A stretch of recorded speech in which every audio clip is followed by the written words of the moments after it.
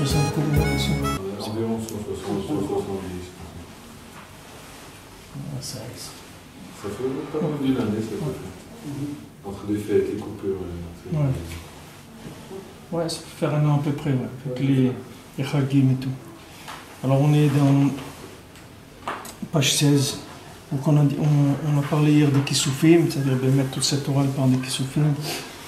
Et c'est comme on dit, Yesh Hevel, qui se fait sur la terre, c'est-à-dire Hevel, Yesh Hevel. Prinat Hevel P, quand il a dit, c'est une des explications aussi qu'il a dit Shlomo HaMelech, il a dit Hevel, Akol Hevel, Hevel Havalim. Ça veut dire, Shlomo HaMelech, qu'est-ce qu'il a voulu dire? Il a voulu dire que tout ce qu'il y a dans ce monde, c'est futile, mais il y a un autre côté, d'après ce que Rabbeinu dit ici, que Shlomo HaMelech il a dit, sache que tout c'est du Hevel, tout c'est Hevel Havalim. Ça veut dire que tout maintenant ce que tu fais dans ta vie, ça dépend uniquement de ce que tu respires, c'est tout. C'est ça ta vie. Hakol Hevel, c'est-à-dire maintenant si tu t'es accroché une neshama d'un tzaddik, tu vas devenir un tzaddik. Peu importe comment tu es, toi tu es un bout de caoutchouc, tu n'es rien du tout. Ce qu'on met dedans, c'est comme ça que ça va se faire. Et si tu t'es accroché à un Hevel de Klippa, alors Chas v'Shalom, c'est après il faut faire des... Si maintenant la personne elle est forte, c'est un tzaddik, alors il lutte contre ça, et il arrive à réparer cette âme-là, à la faire sortir de lui et la réparer. Mais si, comme la plupart des gens, c'est pas des tzaddikim, en général, quand ils ramassent un courant d'air comme ça, un microbe, il tombe. C'est des virus spirituels. On va dire ça se propage dans la personne. Comme physiquement, vous voyez des gens, les pauvres, des fois, ils rentrent à l'hôpital pour quelque chose de bénin, ils rentrent pour une petite chose, ils attrapent un virus et ils ne savent même pas ce que c'est. Ils disent que les virus qu'il y a dans les hôpitaux, c'est les virus les plus durs qui existent. Parce qu'ils sont dans des milieux, ils ont l'habitude de lutter contre tous les produits qu'il y a là-bas, etc. Ça, c'est la même chose dans la Torah et tous les gens, des fois, ils ramassent, dans la Torah même, ils ramassent des virus qui les font dévier complètement. C'est pour ça que Chas v'Shalom, il ne faut jamais juger quelqu'un, il ne faut jamais dire, tu vois, regarde celui-là, il a lâché, il est parti, regarde comment il était, regarde maintenant. Il ne faut jamais juger qui que ce soit, parce que si quelqu'un il se prend un courant d'air, il va être au moins aussi dans la même situation que l'autre, si ce n'est pas pire. Ce que tu peux être sûr, c'est que la personne, elle souffre de ça, ça tu peux être sûr. Que c'est une souffrance. Quand tu vois quelqu'un qui, dans sa vie, il avait un équilibre, il avait dans la Torah, il avait quelque chose, et il l'a perdu, sache qu'il souffre de ça. Et c'est pas lui qui a voulu ça, mais seulement il y a eu des moments de glissade dans des milieux ou des choses qui ont fait qu'il a ramassé un virus spirituel, un Hevel. Alors ce qu'il dit Shlomo HaMelech, Akol Hevel Havalim, tout ce qu'il y a dans le monde, c'est des Hevel, c'est tout. Vanité, c'est ça, il dit vanité. Traduction. Tout est vanité. Oui, vanité. Vanité, c'est la traduction. C'est la traduction d'un côté du mot. D'un côté du mot en français. Mais en Lashon HaKodesh, le mot Hevel, ça veut dire souffle aussi. Voilà. Quand on dit tout, c'est comme je dis, tout c'est du vent. C'est du vent. Voilà, comme si vous dites en français, c'est du vent. Ça veut dire Hevel, c'est du vent. Mais ici, le mot vent, c'est pas tout à fait le mot. Ici, c'est le mot souffle. En Lashon HaKodesh, ça veut dire en même temps, c'est quelque chose c'est de la vanité, c'est-à-dire c'est quelque chose qui est du vent. Mais aussi, ça veut dire c'est un souffle. Alors quand Shlomo HaMelech il dit tout n'est que souffle, ça veut dire que tout, c'est l'homme, il est résultat du souffle. C'est un yesod, oui. Hein? C'est un yesod. C'est un herbe yesod. Oui, le Hevel, c'est le vent. Ouais. Mais ici, si tu veux, dans l'herba yesodot, le Hevel, c'est-à-dire le vent, tous les herba yesodot, ils sont tovvera, en même temps.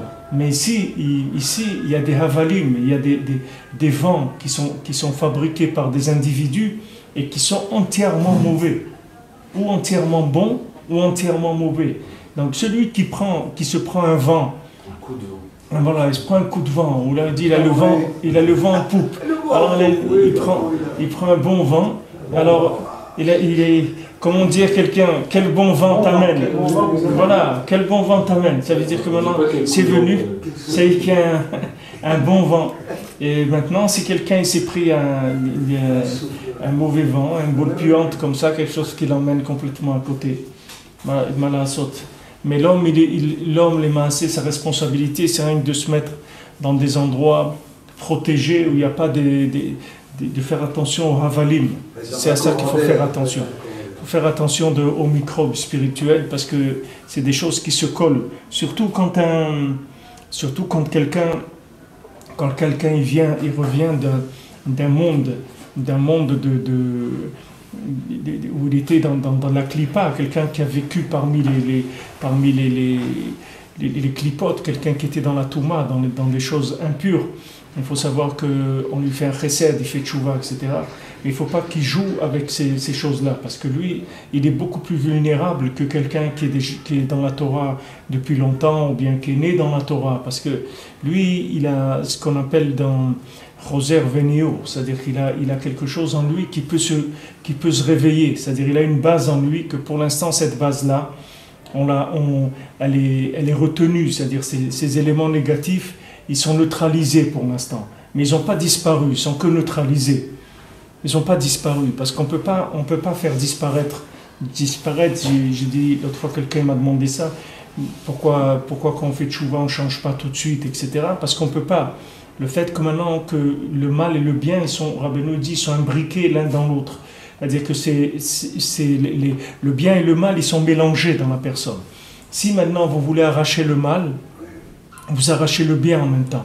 C'est-à-dire que maintenant, si quelqu'un il a par exemple une mida, un comportement, il a un comportement de chesed. Ce comportement de chesed, si maintenant ce comportement de chesed il est dans la klipa, alors ça donne du Ishmael, ça donne de la klipa de Ishmael. Si maintenant vous lui arrachez le chesed, c'est pas un tri que vous avez fait, c'est-à-dire vous lui avez arraché la mida complètement, la personne elle est perdue, parce que sa mida, son comportement à lui, c'est le chesed. Qu'est-ce qu'il faut faire? Il faut faire un tri dans le chesed, c'est-à-dire les mishpatim, la Torah, elle va faire un tri dans le chesed, c'est-à-dire elle va alimenter le chesed qui est positif, et elle va éliminer le chesed qui est négatif, de manière à rééquilibrer la mida. Et maintenant, si on arrache à quelqu'un complètement le bien et le mal, d'un coup, si on arrache le mal, on dit ah non, le chesed que tu fais, il n'est pas bien, comme Ishmaël, alors maintenant on arrache le bien aussi, c'est-à-dire il ne reste plus rien, la personne elle est perdue complètement, elle n'a plus de repères, elle s'est perdue entièrement, elle n'est plus elle-même, elle s'est arrachée complètement son identité. Donc on est obligé de faire attention, de faire doucement et de faire un tri. C'est-à-dire doucement, on va enlever doucement le bien et le mal il va tomber. On va récupérer le bien et le mal il va tomber. Maintenant, pendant cette période-là, la personne elle est très vulnérable parce que les maasé, elle a encore le mal qui est en elle. Et il suffit qu'un élément extérieur il vienne, il va se rajouter au mal qu'il y a déjà dans la personne et il va pouvoir se renforcer contre le bien parce qu'il a trouvé déjà. Comme c'est écrit, toutes ces halakhot-là, on les voit dans les halakhot de Tarouvot, dans les mélanges, dans le Yoredéa, dans le Shulchan Aruch Yoredéa, dans le mélange entre le lait et la viande, entre les choses interdites et les choses permises. Ça s'appelle min matzah et mino, choser veniu. C'est-à-dire il y a une espèce qui a retrouvé son espèce et elle se réveille, parce que maintenant ils se mettent tous les deux ensemble. Par exemple, quelqu'un il a 60 kilos de viande cachère. Maintenant, il y a 500 grammes de porc qui tombent dedans. De ces 500 grammes de porc, ils sont annulés. D'accord ? Maintenant, s'ils tombent dans ce mélange, il tombe encore 600 grammes de porc. Est-ce que maintenant, on dit que les 500 grammes de porc qu'il y avait avant, ils n'existent plus parce qu'il y avait 60 kilos, ils les ont annulés, ils les ont fait disparaître, ou non ? 60 kilos, ils ont la force de maintenir ces 500 grammes de porc, de les neutraliser, mais pas de les faire disparaître. La différence, c'est ça, c'est que maintenant, s'il tombe 600 grammes dedans, est-ce qu'il s'ajoute aux 500 grammes qu'il y avait là-bas, et à ce moment-là, ils sont plus que 1 kilo, et tous les 60 kilos, ils ne sont pas cachers, ou on dit non, les 500 grammes qu'il y avait là-bas, ils sont morts, ils n'existent plus, ils ont été détruits par les 60 kilos, et les 600 grammes, c'est quelque chose de nouveau, donc eux aussi, comme ils sont moins qu'1 kilo, ils vont être détruits par les 60 kilos. Alors la halakha, c'est que maintenant, quand on dit min matzah et mino, c'est-à-dire que maintenant le porc qui avait dehors, il a trouvé son copain qui était dedans, et Choser Veniour, l'autre, il était endormi pour l'instant, parce que les 60 kilos, il le neutralisait. Mais maintenant qu'il a trouvé un copain, ça y est, ils se sont mis ensemble tous les deux, et ils sont arrivés à combattre tous les 60 kilos, ils les ont rendus. Alors la tchouva, c'est la même chose. C'est-à-dire maintenant, quelqu'un, il a fait tchouva, mais il doit savoir que le mal, il est là, mais pour l'instant, il est neutralisé. Parce qu'il y a des shabbatot, il y a de la kashrut, il y a de la Torah, il y a des tfilin, il y a beaucoup de choses que la personne, elle fait, que ce mal-là, il est neutralisé pour l'instant. Pour l'instant, on l'a mis de côté. Mais il faut pas lui amener des copains. Parce que si tu lui amènes des copains, c'est très dangereux. Parce que la personne, elle n'est pas guérie du tout de ça. Parce qu'on ne peut pas la guérir en une fois, sinon on va la tuer si on la guérit en une fois. On peut pas, elle va mourir si on la guérit en une fois. Tu vas trouver un Ben Adam comme quelqu'un qui sort quelqu'un qui est avec des drogues dans un hôpital psychiatrique. Tu vois une personne, elle ne sait plus ni ce qu'elle est, ni ce qu'elle veut, ni d'où elle vient, ni rien du tout. Alors maintenant on est obligé de trier. Le fait qu'on est obligé de trier, on va laisser le mal pour l'instant. Ce mal, il va rester il va rester là le temps qu'on fasse le tri, puisqu'il est mélangé avec du bien. Il est là, il est présent, mais il est neutralisé. Mais il faut faire attention qu'il ne se trouve pas des acolytes, qu'il ne trouve pas des associés. Parce que s'il trouve des associés, il peut refaire basculer la chose. Alors tous ces inanimes-là, c'est les inanimes de Hevel. C'est-à-dire, tout ce qu'il y a dans le monde, c'est que des souffles, les maasé. C'est que les personnes, elles ont trouvé un souffle positif. Ce souffle positif, il a permis à la personne de faire tchouva, au Hachem, d'avoir envie d'être dans la Torah, d'avoir un kesher avec Akadosh Baruch Hu.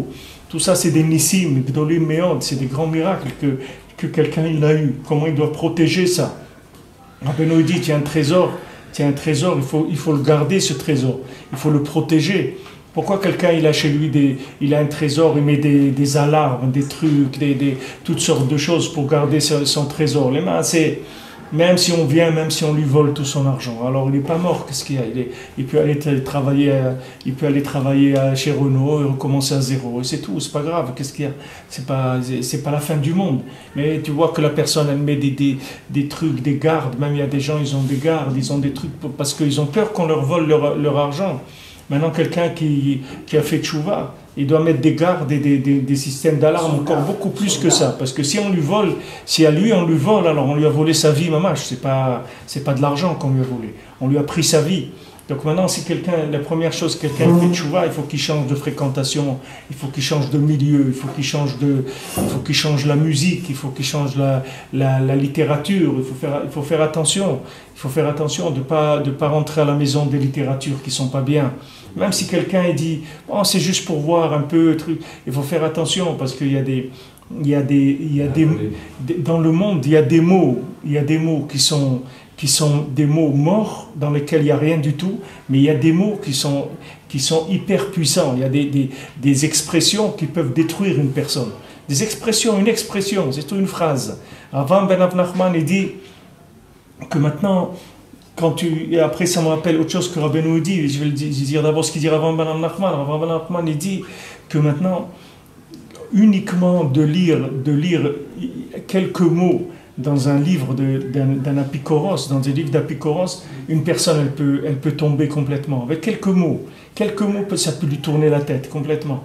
Parce qu'il y a des mots qui sont dangereux. Maintenant, Rabbeinu dit que c'est dangereux d'étudier dans un livre dans lequel quelqu'un, un athée ou un idolâtre, il a étudié dans ce livre-là.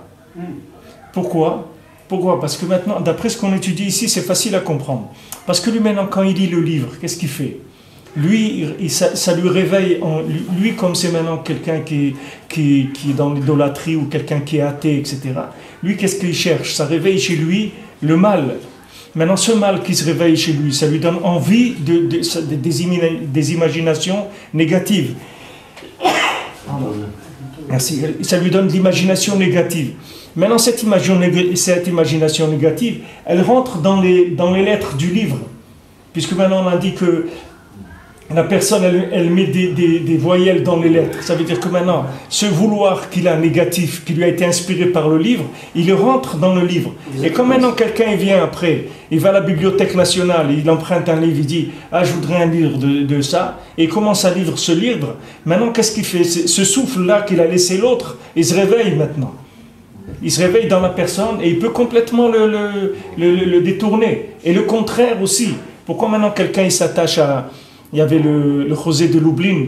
Le José de Lublin, quand il est décédé, alors ils ont vendu ses affaires. Ils ont vendu sa kippa. Et un chassid, il a acheté sa kippa, une certaine somme, la kippa du José de Lublin. Quelqu'un met ça sur sa tête, c'est pas pachout. Voilà, il y a Yaakov, il a le pyjama des Rav Israël et tout. Les gens, ils aiment, c'est un kécher qu'il y a, parce qu'ils savent que cette chose-là, elle a été sur le corps de quelqu'un de Kadosh et tout, c'est une flamme haute. Alors maintenant, lui, il avait sa kippa, le José de Lublin. Alors, ils l'ont vendu, ou quelqu'un l'a acheté. Alors maintenant, sa femme, la femme du José de Lublin, qui était encore vivante, elle l'a lavé, elle a bien fait propre et tout. Et après, la personne qui l'a acheté, elle est venue la chercher. Alors l'acheteur lui a dit, mais moi c'est pas la kippa que je voulais. La kippa, je peux en acheter une, ça coûte rien du tout. Moi, ce que je voulais, c'est toute la présence qu'il y avait dedans, la transpiration du rosé, tout ce qu'il y avait là dans cette kippa. Tu me l'as lavée, elle ne vaut plus rien, la kippa. Qu'est-ce qu'elle vaut? C'est un truc de musée. C'est pas, il y a pas une moi, c'est la présence que je voulais. C'est ça qui m'intéressait. Pourquoi maintenant, quand on met les vêtements ou la kippa, nous dit d'un tzaddik et tout, ça influence? Parce que c'est ça, c'est les avalim. C'est-à-dire qu'il y a des endroits où les avalim, ils se collent. Et la personne, elle met ça. Et elle est, tu vois, des enfants, tu vois, qui veulent mettre des vêtements de leurs grands-parents ou des choses comme ça. Et des enfants, comme ça, ils sont attachés tu vois, ils vont chercher là-dedans parce qu'ils recherchent le souffle de la personne. Alors, ils cherchent dans ses vêtements, dans des choses où il y a eu le hevel, où le souffle est passé. Toutes les choses, elles sont porteuses de vitalité. Ça dépend de quel côté ça vient. Alors, il dit ici, des fois, il y a des rechaïm. Il leur arrive que Maaseh Tzadikim, quelqu'un il voit que Mamash c'est un rachat, il voit quand même il a fait tchouva, on lui a donné ce qu'on lui a donné et tout, il n'arrive pas à se débarrasser du mal qu'il y a en lui, il est encore Mamash plein de choses qui sont négatives. Mais combien il doit être content, ce monsieur-là, qu'on s'est occupé de lui et qu'on lui a parachuté une âme qui lui a permis de faire tout ce chemin-là et de se rapprocher d'Hachem et de faire combien des Shabbatot et des mitzvot et de construire une famille, d'avoir des enfants, de monter en Eretz Israël. Justement, s'il voit qu'il n'est pas bien, qu'il a beaucoup de choses chez lui qui ne sont pas en accord avec la Torah, combien il doit être joyeux que Baruch Hashem, comme il a pu quand même véhiculer un souffle positif en lui. Il doit être sameach meod, encore plus que quelqu'un qui est comme il faut, encore plus que quelqu'un qui est kasher. Parce que quelqu'un qui est kasher, il est kasher, c'est un keli qui est propre, il a attiré des choses qui sont bien, parce qu'il est propre. Mais quelqu'un maintenant qui a un récipient plein de choses pas bien, et malgré ça, il est arrivé à accrocher une neshama de tzaddik, mais il doit être sameach meod, il veut beaucoup être sameach, beaucoup remercier Akadosh Baruch Hu. Maintenant les gens, ils font le contraire. C'est-à-dire que maintenant, ils ont reçu une âme positive. Alors ça, eux, ils croient que c'est eux. Le souffle qu'ils ont reçu, ils croient que ça, c'est eux. Et maintenant, ce qui n'est pas bien, ça, c'est quelque chose qui les dérange. Ça, mais ils disent, mais pourquoi je ne suis pas bien et tout? Mais c'est le contraire. Regarde d'où tu es parti. Tu es parti de quoi? De quelque chose de bien? Tu n'es pas parti de quelque chose de bien. Donc la base que tu avais, elle n'était pas bien. Maintenant, sur cette base qui n'était pas bien, on t'a donné le mérite de recevoir une âme positive d'un tzaddik et tu verras un jour qui c'était. Tu verras qui est-ce qui a prié pour toi, où c'est que tu as ramassé cette vitamine-là, c'est-à-dire ce contraire le contraire du virus. Je ne sais pas si ça existe comment ça existe le contraire du virus, quelqu'un qui a ramassé des trucs de hyperactifs ou je sais pas, un truc qu'il y a... Médicaments. Ouais, comme un médicament. L'antidote, ça s'appelle l'antidote. Non, mais pas une antidote, parce qu'une antidote, ça veut dire que maintenant, la chose, elle va lutter contre le virus. Maintenant, tu parles à la personne, elle reste avec tout ce qui n'est pas bien. Et sur ça, on met un moteur positif. Et le moteur positif, il va commencer à tourner dans le positif. Et le négatif, il est là, il est toujours là. Alors maintenant, la personne, elle n'est pas contente qu'elle a du négatif. Elle croit que elle, c'est le côté positif, c'est ça sa nature. Mais c'est pas vrai, regarde d'où il est parti. Il est parti, il était complètement noyé dans la boue. Maintenant, on lui a donné une grue qu'il a tirée. Alors lui, maintenant, il croit que lui, c'est tout le bien qu'il y a en lui, c'est ça sa véritable identité. C'est pas vrai. C'est son identité dans sa racine. Mais maintenant, là où il était, non. Donc il doit être joyeux. Comment il doit remercier Akadosh Baruch Hu? Oh, Hachem, regarde, tu as eu pitié de moi. Combien de gens je vois qui sont mieux que moi? Maman, des gens mieux que moi, et des gens, ils sont bien. C'est des gens bien, ils sont propres, ils sont bien, ils sont honnêtes, ils sont travailleurs, tout ce que tu veux. Et ils sont à côté complètement à côté. Et si tu les prends en tant qu'individu, ils sont très très bien. Maman, des gens très bien, mais la Torah, ils n'ont pas ramassé de ce souffle-là, ils n'ont pas trouvé. Il n'y a pas un souffle qui est venu, qui les a éveillés, qui leur a donné un enthousiasme pour commencer à se rapprocher d'Hachem. Ils n'ont pas eu ça. Mais c'est des gens très bien. Si tu prends l'individu lui-même, tu prends un Baal Tshuva, des fois, quelqu'un qui n'est pas dans la Torah, tu vas voir que le gars dans la Torah, au point de vue humain, au point de vue des Eretz et tout, tu vas voir qu'il est beaucoup plus avancé que l'autre. Que l'autre, c'est un voyou à côté de lui. C'est un voyou, mamache, mais le voyou, il est dans la Torah. Ce voyou, il est dans la Torah. Et l'autre, il n'est pas dans la Torah. Il n'arrive pas, pour l'instant, il n'y a pas eu. Alors, comme je vous dis hier, qui m'a demandé, monsieur, le lien, c'est que souvent, les gens qui sont déstabilisés, ils arrivent à attraper des souffles, parce que c'est des gens qui sont pas stables. Donc, ils sont un peu dans tous les endroits. Alors, des fois, ils attrapent quelque chose de positif qui les emporte complètement, un souffle. Mais il ne faut pas oublier d'où ça vient. Il ne faut jamais oublier d'où ça vient. Il dit ici, il y a des gens qui leur arrivent des maasim de tzadikim. Tu vois que la personne devient tzadik mamash. Alors que c'était un voyou complet. Maintenant, il est devenu un tzadik mamash. Avec un souffle qui est rentré en lui. Chez Noflim lo bevadaï ure tshuva. C'est sûr que lui, il tombe sur lui des pensées de tshuva. Au moment où il arrive une âme sainte qui vient de vouloir ça, c'est-à-dire que les tzadikim, ils ont fabriqué, les gens qui sont dans la Torah, ils ont fabriqué toute la journée des vouloirs positifs. Et ces vouloirs positifs, ils ont été, et ils ont fait leur travail. Et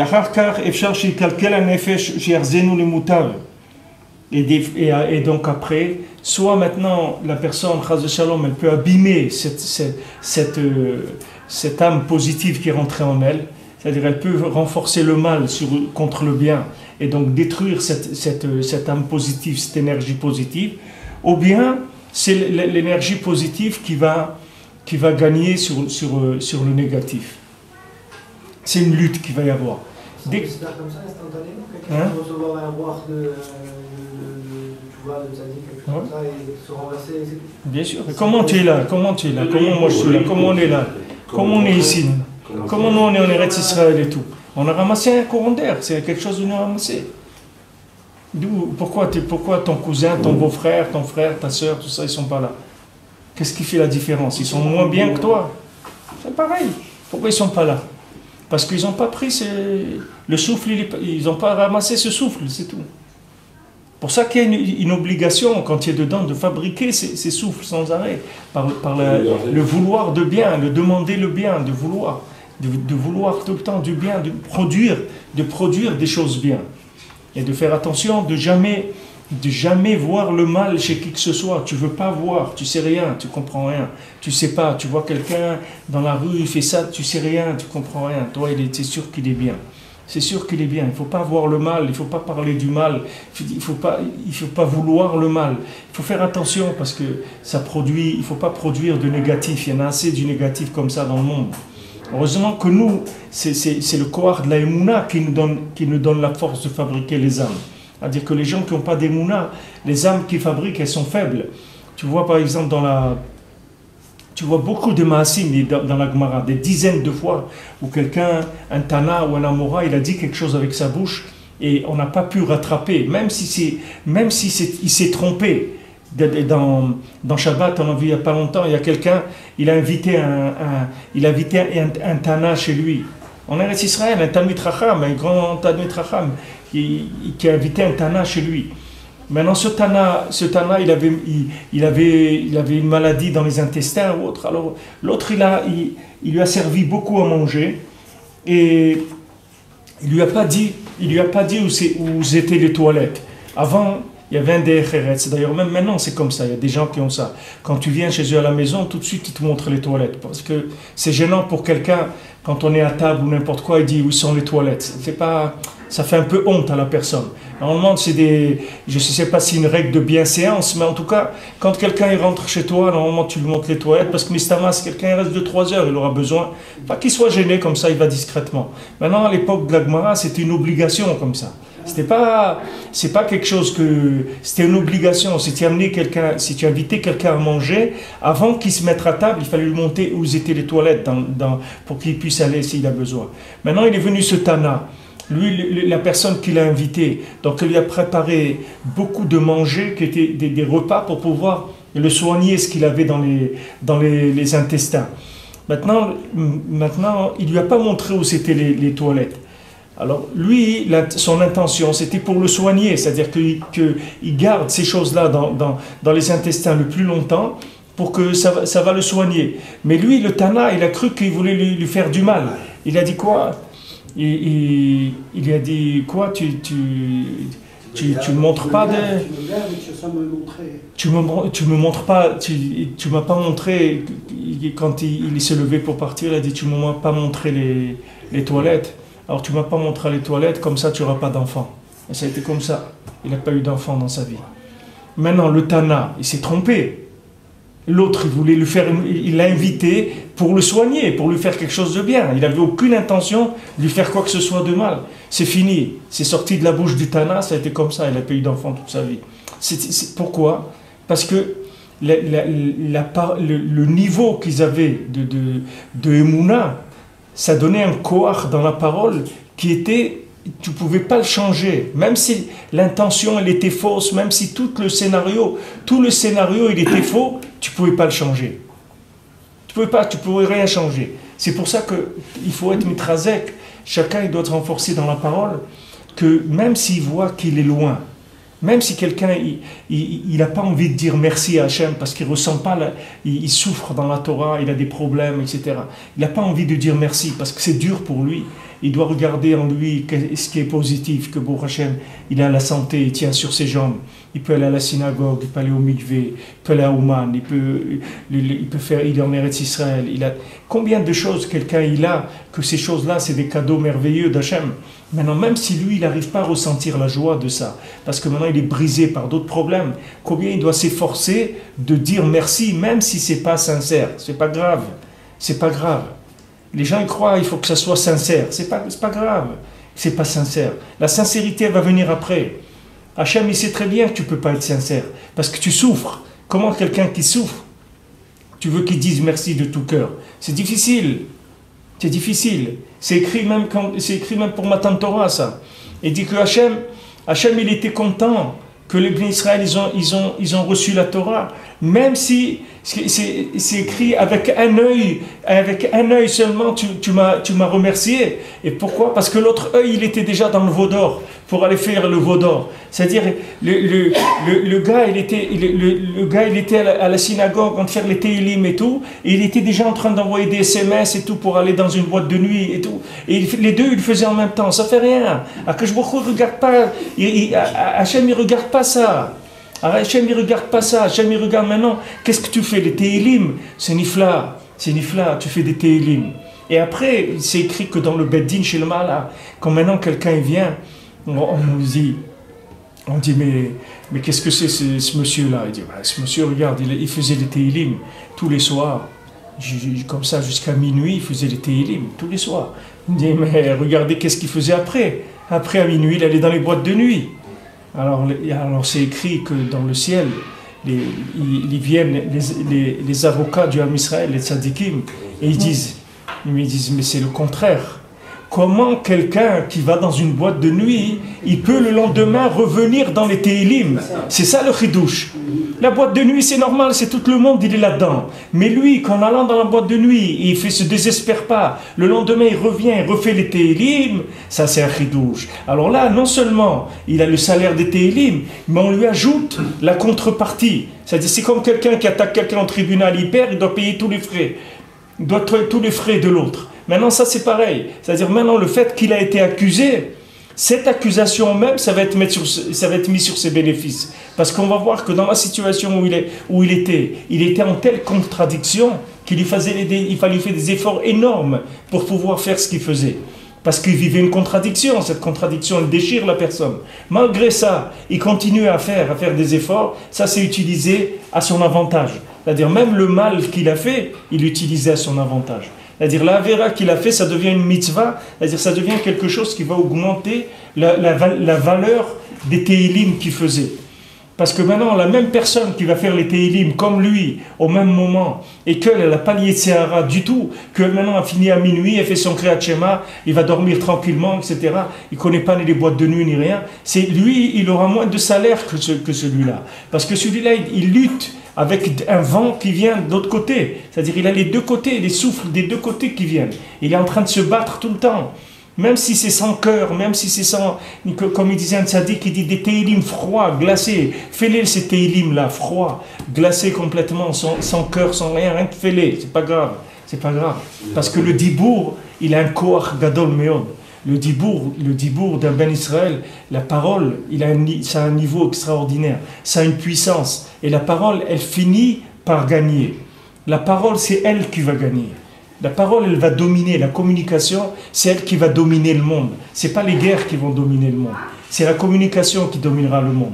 Maintenant, nous, c'est la même chose. Quelqu'un qui est dans la Torah, il a quelques éléments positifs dans sa vie, qui s'occupe que de ça, c'est tout. Parce que même ces éléments positifs ne sont pas à lui. On ne lui doit rien du tout. Il aurait pu être complètement à côté de la plaque. Ça aurait pu être un terroriste, il aurait pu être quelqu'un qui finance des attentats, il aurait pu n'importe où, il aurait pu, regarde au Mali et tout, il y a des gens, il y a des Français des deux côtés, il y a des Français dans l'armée française, il y a des Français dans les musulmans contre qui ils font la guerre. Voilà, les gens, ils sont partout, ils sont là ou ils sont là-bas, c'est pas parce que quelqu'un il est français qu'automatiquement il va être contre le terrorisme, il peut être pour le terrorisme. Chacun il peut tomber là où il peut tomber. Il n'y a pas de limite dans le mensonge.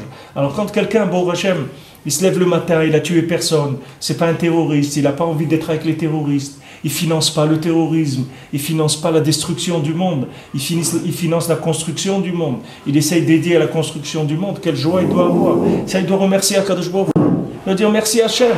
Merci Hachem que tu m'as fait participer à ce bien-là, que tu me mets pas il aurait pu être n'importe où, il aurait ramassé un souffle, il aurait été n'importe où, il aurait pu se trouver. Je vous ai dit, voilà, j'ai l'exemple de Che Guevara. Voilà, Che Guevara, c'était un juif, c'était le cousin d'Eric Sharon.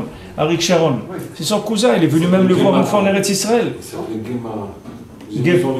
Ouais. C'était un juif, un médecin, un truc, et il a eu ce vent de révolutionnaire qui est venu en lui. Maintenant, ce vent révolutionnaire, il aurait pu être dans la Torah, il aurait pu faire comme Rish Lakish. Rish Lakish d'être dans la Torah et de mettre toute cette énergie-là pour essayer de révolutionner le monde avec la Torah, dans les enseignements de Torah, etc., de construire des choses positives. Il n'a pas eu la chance, il a mis son énergie dans du négatif. Il n'a pas eu la chance. Je vous ai raconté il y a quelque temps, je ne sais pas si c'est au Brésil, ou je sais pas, il y a un juif très riche, on a assassiné son fils, il avait 24 ou 29 ans, je ne sais pas. Alors il a dit on a assassiné mon fils qui a 24 ans, ou je ne sais pas, 29 ans. Il dit, moi, en sa mémoire, je vais construire 24 communautés juives dans le monde. C'est quelqu'un qui est multimilliardaire et il a commencé à construire 24 communautés avec tout, la synagogue, le mikvé, l'école, tout, 24 communautés dans le monde. C'est-à-dire il a utilisé cette chose-là pour lutter contre le souffle de tristesse et de sentiments d'injustice ou n'importe quoi qu'il a dû avoir. Il a transformé en bien. Mais tout ça, c'est des mérites. Vous croyez que quelqu'un, c'est automatique. C'est pas automatique, c'est des chassadim d'Hachem. Que quelqu'un, sa tête, elle ne tourne pas dans le négatif. C'est des chassadim d'Hachem. Il faut remercier Hachem tous les jours. Même si le remerciement, il n'est pas sincère. Même si maintenant, ce remerciement, il est dur à sortir et il est sans cœur parce que la personne, elle souffre. Elle a un sentiment d'injustice au fond d'elle qu'elle ne comprend pas tellement. Elle voit des gens qui sont mieux qu'elle. Mais il ne faut pas comparer. Il ne faut pas se comparer. On ne sait pas. On ne sait pas. C'est quelqu'un, il se trouve en prison. En prison, il y a des gens qui ont fait du vol à l'étalage et il y a des gens qui ont assassiné d'autres personnes. C'est pas la même chose. Il y en a un, il a pris 3 mois, l'autre, il a pris 20 ans. Ça n'a rien à voir. Tu ne sais pas ta vie, qu'est-ce que c'est. Tu ne sais pas d'où tu viens, tu ne sais pas ce que tu as à faire, tu ne sais rien du tout. Maintenant, ce que tu as, accepte-le, Bessimra, et dis-toi, Bon Hachem, ce que j'ai, Bon Hachem, mon chelek, il est nifla, mais merci mon Dieu pour ce que tu m'as donné. C'est tout. Il faut remercier sur ce qu'on a. Parce que l'autre côté, on ne sait pas. Il aurait pu prendre le dessus, qu'on n'aurait rien du tout de bien. Il dit ici que, voilà, des fois, un rachat, c'est une personne rachat. Alors, et maintenant, cette personne, soit maintenant le souffle positif, elle va arriver à le garder, et maintenant ce souffle positif, il va le changer complètement. Soit maintenant, c'est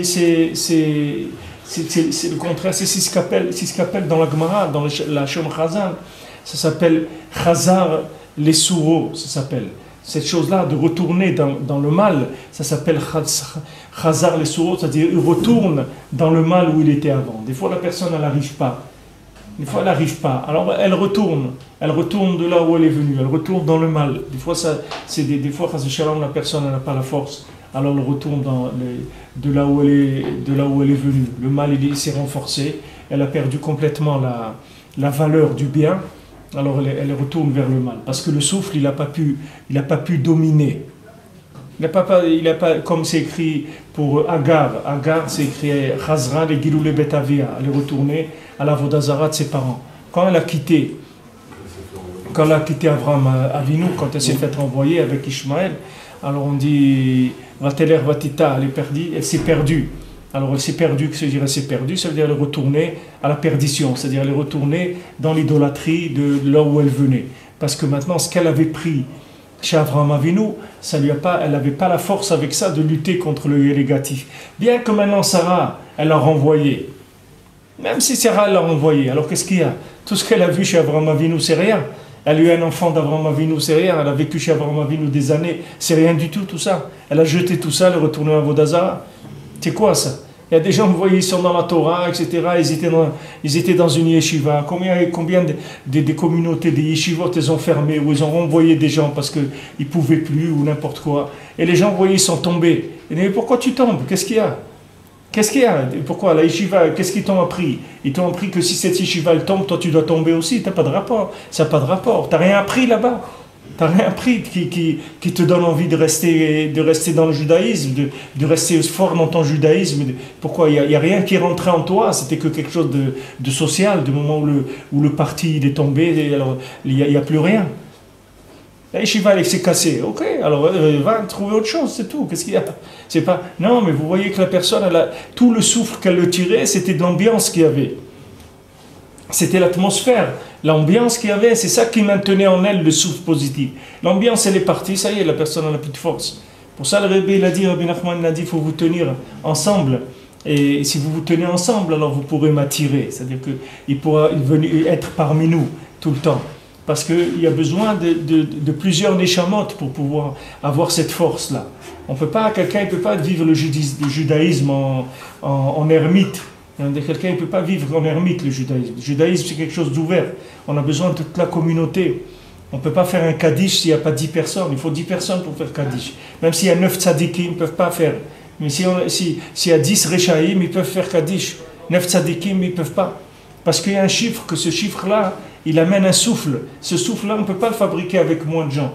Alors quelqu'un, il doit chercher sa communauté qui l'inspire, qui lui plaît, etc.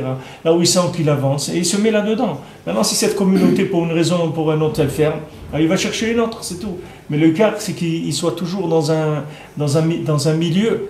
Parce que la Mishnah, elle dit, ne crois pas en toi jusqu'au jour de ta mort, ne crois pas que tu as la force. Ne te crois pas fort, ne crois pas que tu es fort. Jusqu'au jour de ta mort, ne crois pas que tu es fort. Parce que sache qu'il y a beaucoup d'énergie extérieure qui t'entretiennent le bien qui est en toi. Il y a beaucoup d'énergie de la communauté qui est le résultat de ce que tu es. Ne crois pas que le résultat de ce que tu es, c'est que toi seulement. Ne crois pas. C'est ça? Ouais, qu'on reçoit les uns des autres, bien sûr. C'est le principe de la communauté. Ouais. Chacun reçoit de l'autre. Chacun il est alimenté. C'est quand tu prends les lampes qui marchent la nuit. Mais non, les lampes qui marchent la nuit, les lampes solaires. Oui. Le jour elles se chargent, et la nuit elles éclairent. Mais il y a un moment où elles se chargent. Si maintenant pendant le moment où elles se chargent, tu la mets à l'ombre, tu vas voir que la nuit elle ne va pas marcher. Parce que là, un moment où elle charge, il y a un moment où elle éclaire, et un moment où elle charge. Chacun il se recharge de la communauté. Il a besoin de ça.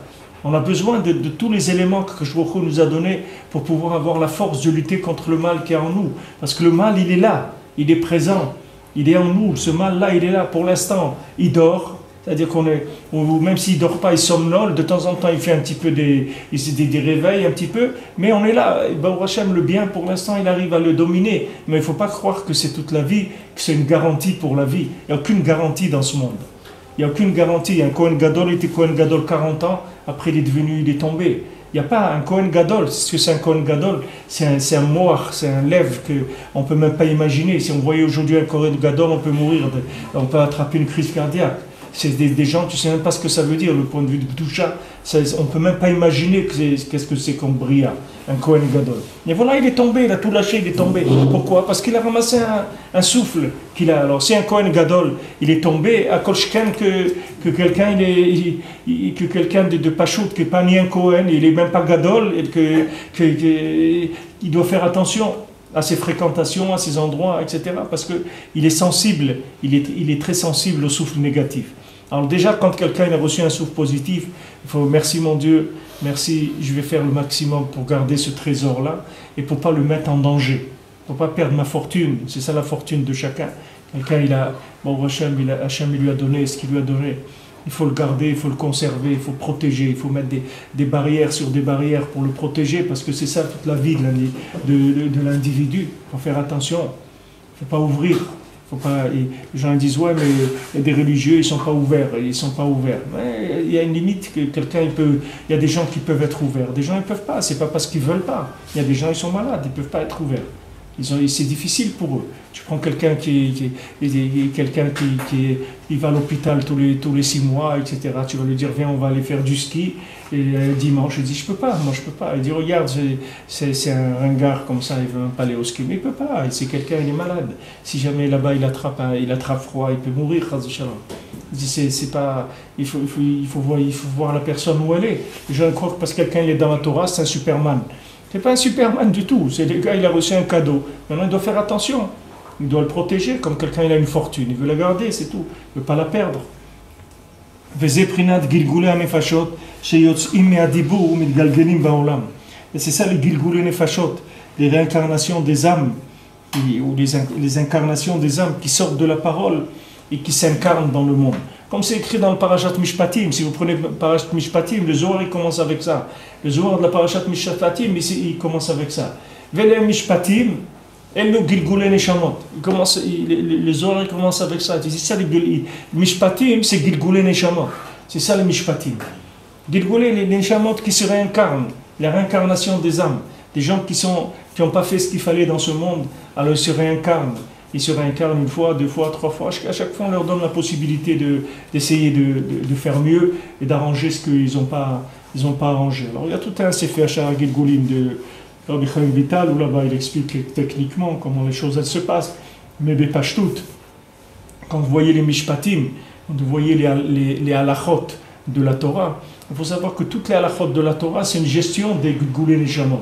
Toutes les halakhot de la Torah, c'est une gestion des âmes qui se trouvent dans les choses. C'est-à-dire, si quelqu'un il garde la halakha, on a vu ça dans l'écouter halakhot. Pourquoi c'est important comme ça de reprendre, après qu'on a fait tous les mefarshim sur la Torah, de reprendre le texte? Parce que vous voyez des choses que Rabbi Nathan il a dit, quand vous les voyez comme ça, vous ne savez pas trop ce que ça veut dire. Mais maintenant, quand vous revenez dans le texte de la Torah, vous voyez l'importance de ce que Rabbi Nathan il a dit par rapport au texte de la Torah. Maintenant, Rabbi Nathan il a dit on a vu que quelqu'un je ne sais pas si vous vous souvenez, que quelqu'un qui a des champs que qui est métayé, qui a des champs, que ces champs ils se sont abîmés.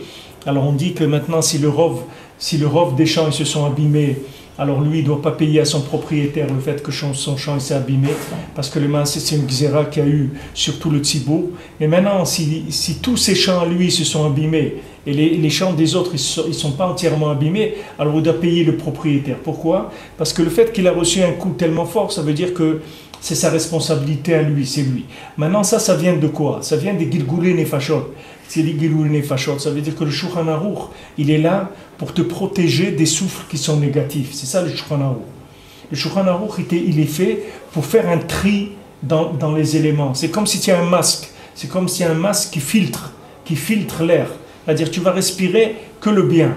On a vu que, par exemple, Rabbi Nathan il dit dans la soukha, que la soukha, le toit de la soukha, c'est un filtre de souffle positif.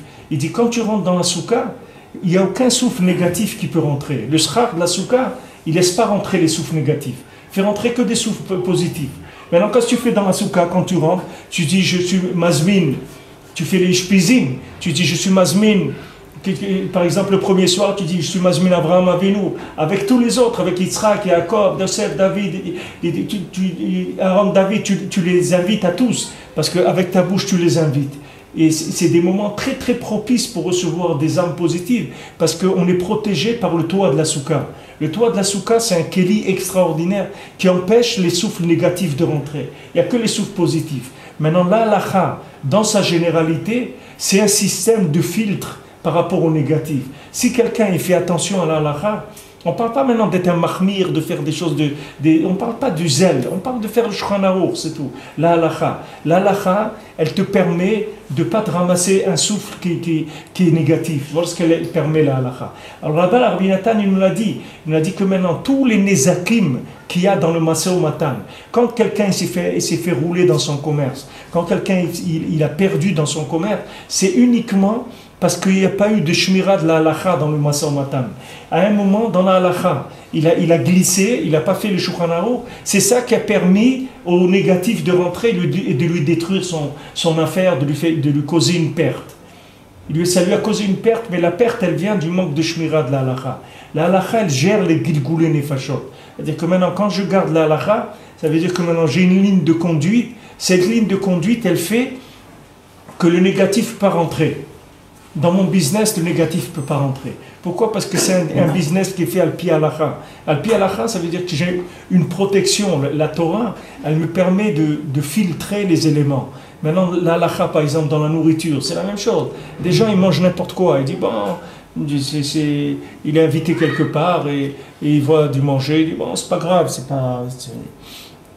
pas grave pour quand je suis dehors et tout, c'est pas grave. Mais il faut faire attention. C'est pas maintenant le truc que tu as mangé. Ok, tu as mangé quelque chose que c'est pas cachère, tu t'es pas rendu compte.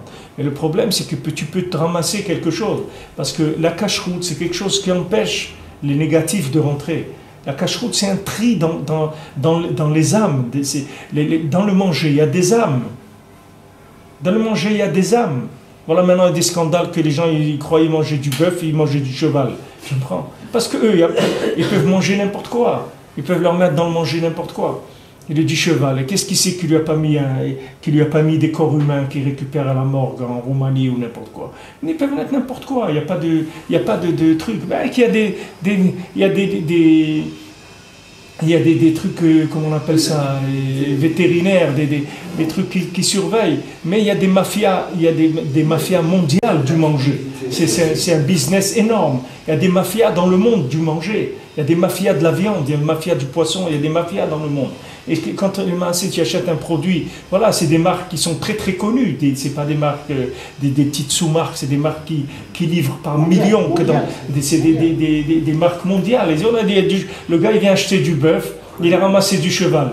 Alors le matin, il se lève, il a une tête de singe, je ne sais pas pourquoi. Qu'est-ce qui lui est arrivé? Mais il a mangé du cheval. Alors qu'est-ce qu'il va faire? C'est maintenant, c'est un scandale qu'il y a. Ouais, il y a un gros scandale sur ça, dans toute l'Europe, sur ce lien-là. Maintenant, quelqu'un, il fait... C'est moins cher le cheval Je sais pas. Mais c'est mais parce que ça se mange pas, c'est pas, je crois que les gens ils aiment. On est sommaire sur les... Sur quoi on est sommaire? On ne sait pas. Quoi? Non, c'est dans le package. On a acheté un morceau avec l'air chéri, météo, avec l'ashgacha, avec tout, d'accord? Le morceau, on l'a payé à son prix normal et tout, et on fait avec un pain, on le mange. On sait que c'est du bœuf, on sait que c'est... On sait qu'il y a on est sommaire sur la cache. Ça annule le souffle du cheval lui-même. Non, pas du tout. Quoi? Que toi, si maintenant. Il y a des gens. Non, regarde, il y a des gens. Au Maroc, j'entendais ça souvent. Parce que des fois, il y avait malheureusement des bouchers, il y avait eu des problèmes avec les bouchers. Alors les gens, ils disaient, de toute façon, c'est sur le compte, c'est sur le dos du boucher. Moi j'ai payé la viande cachère, etc. Maintenant, si le boucher il a fait des trucs, c'est sur sa responsabilité. Mais c'est pas comme ça que ça marche. Quelqu'un il peut pas dire s'il veut traverser, il voit que c'est feu vert pour piéton, mais une voiture qui va brûler le feu, il dit ben tant pis s'il m'écrase, de toute façon c'est lui qui est en tort. Non, tu vas pas dire ça. Mais de toute façon, ma femme elle va toucher l'assurance, c'est pas grave. Tu me prends, les gens ils vont faire attention. Ça c'est pareil. Tu sais que si tu te ramasses un souffle de cheval, la personne ne sait pas où elle va se trouver. Maintenant la responsabilité, d'accord, le gars il va payer pour ce qu'il va payer, mais les maasés, c'est-à-dire que maintenant, les maasés, la personne elle a un ézek. Il a un nézek. Le nézek, c'est lui qui l'a. C'est-à-dire qu'il est en train de subir les conséquences de ça. Donc maintenant, tu dois faire attention au hercher que tu prends. Et même à part le hercher, tu dois prier aussi. Tu demandes avec ton dibour, tu dois demander à Kadosh Baruch Hu qu'il te protège. Et tu verras que Kadosh Baruch Hu, il va te protéger. Tu vas voir des fois que tu vas voir devant toi que la chaussette tombe par terre, tu la relèves, elle retombe par terre. Après, il y a un verre qui se casse et qui tombe dans la viande. Moi, j'ai vu ça. La viande, tu la prends, elle tombe par terre. Tu la remets sur la table, elle retombe par terre. Après, quand elle est par terre, tu viens pour la ramasser, il y a un verre qui se casse et qui tombe. Alors là, tu vois vraiment que... Mais ça, c'est une protection du ciel. Ça, c'est une protection du ciel, c'est pas quelque chose... Et ça, c'est valable pour tout. Là, si je parle du manger, mais tout le principe du Shulchan Aruch, il est comme ça. Le Shulchan Aruch, il est fait pour t'éviter de ramasser des souffles négatifs et pour ramasser des souffles positifs. Tu vas ramasser des âmes de tzadikim. Tu vas prendre des âmes de tzadikim qui se trouvent dans la viande cachère, dans le poisson cachère, dans des choses comme ça. Voilà, ils ont sorti j'ai vu un article sur des carpes qui sont pas cachères parce qu'elles n'ont pas d'écailles.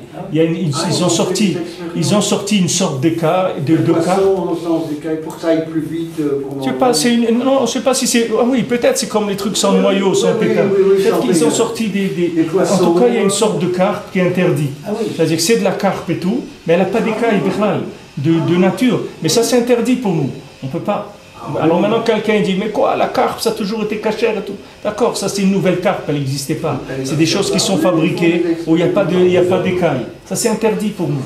Combien de milliers d'halachot comme ça que la personne avec le limoud du Shulchan Aruch, elle se protège des souffles négatifs et elle prend les souffles positifs. Donc maintenant là-bas quand Rabbi Nathan nous a dit dans le business quand la personne elle a eu un problème dans son business, ça veut dire qu'il y a un problème au niveau de la halacha, ça fait des trous qui ont permis à des souffles négatifs de rentrer et de lui voler son argent, ou de lui enlever sa tzlacha, ou que la personne ne le paye pas, ou que l'argent qu'il devait recevoir, elle ne le reçoit pas maintenant, ou il y a eu n'importe où. Tout ça, ça vient des souffles négatifs qui rentrent. Comment ils rentrent? Ils rentrent par les problèmes dans la halacha. par les trous dans l'application de la halakha. Alors, combien ici, qu'on voit les Gilgulei Nefashot, que le Zohar dit, c'est les Mishpatim, c'est Gilgulei Nefashot. Combien il faut être chômeur les Mishpatim de la Torah pour éviter que des Gilgulei Nefashot, que des incarnations d'âmes négatives qui viennent dans notre vie, que ce soit dans notre corps, dans notre esprit, dans notre argent, dans notre famille, dans tout. Dans tout. Quelqu'un il donne à manger à ses enfants, de manger que la cacheroute elle n'est pas très bien. Il ne faut pas qu'il s'étonne après si son fils il va dans le concert de Johnny Hallyday, tu comprends? Il ne faut pas qu'il s'étonne, parce que Johnny Hallyday, il était dans le manger qu'il a mangé. Lui, il a mangé déjà. Le nefesh de l'autre, il est déjà rentré chez lui.